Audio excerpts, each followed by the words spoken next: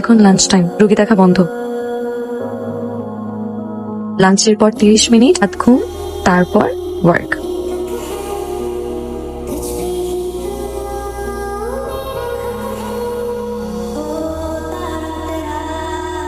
কি ব্যাপার, আপনাকে এতবার ফোন করলাম, আপনি ফোন ধরলেন না কেন? একটা বিষয় নিয়ে খুব ঝামেলায় আছে।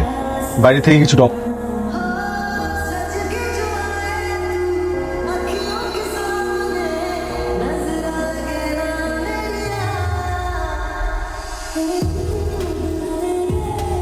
আমার মাথা কাজ করে নাই। হুট করে তোমাকে এই অবস্থায় দেখে আমি আসলে, দেখো আমি তোমাকে আগেও বলেছি যে সারার জায়গা কেউ কখনো নিতে পারবে না। তারপরও কেন তুমি তুমি সারা হয়ে আমার সামনে আসলে? বিশ্বাস করেন, আমি সারা হয়ে আপনার সামনে আসতে চাইনি। আপনি তো এটাও ভুলে গেছেন যে আজকে আমার আর সারার জন্মদিন। সকাল থেকে সারার কথা খুব মনে পড়ছিল, আপনাকে ফোনও করেছিলাম কিন্তু আপনি ধরেননি।